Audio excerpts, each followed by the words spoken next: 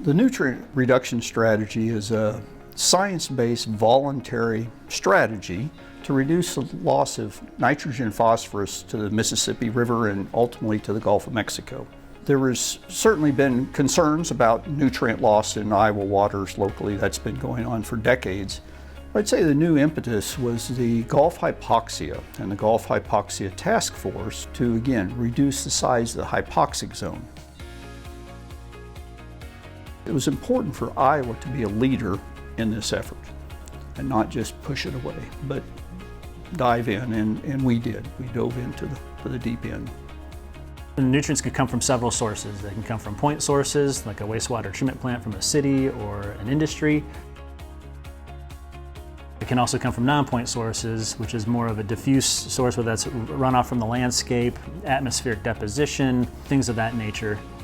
One of the things Iowa State could bring to the table is through our extension programs, the trust that farmers have in Iowa State University around agriculture. They would at least come and listen. We weren't going up down the road trying to sell them something. We were trying to actually sell them a practice, if you will. It's not a one-size-fits-all. The practices that help address nitrogen in the Des Moines lobe of north central Iowa may not make sense for southeast Iowa or western Iowa.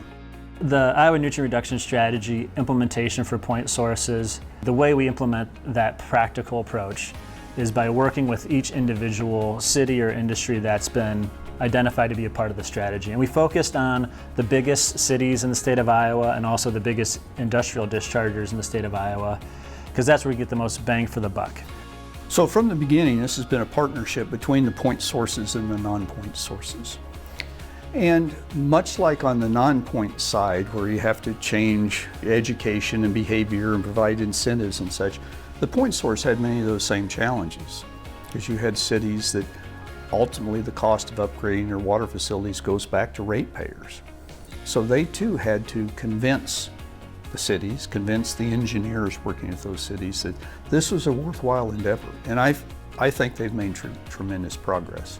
That's what you want to see, and that innovation doesn't come unless you get the funds, if you get the people, and they're hitting these roadblocks and they have to work through those challenges, and that's where innovation happens. And now, if we can hit those levels and start to see that pace and scale move up, now hopefully we'll begin to see the signature in our water quality monitoring begin to show that decline in nutrients that we want to see. But we understand there's lag and legacy and a lot of issues of tracking progress in the natural environment.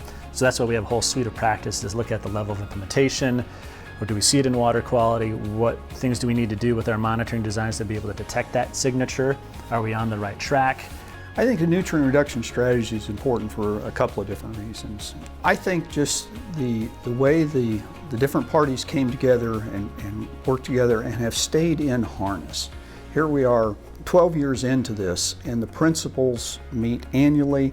The worker bees that really make this happen meet monthly. They talk business every time they get together, but they also know each other. They can finish each other's sentences. And I think it showed a great working relationship to address an important problem for Iowa and perhaps nationally. It was a tough sell when we started of, well, I don't eat shrimp, why do I care what happens in the Gulf? But what's happening on the ground in my watershed is important to me. And what the practices we're doing to address Gulf hypoxia has an immediate local impact. And I think that's the other important thing about it. It is improving water quality in the state of Iowa.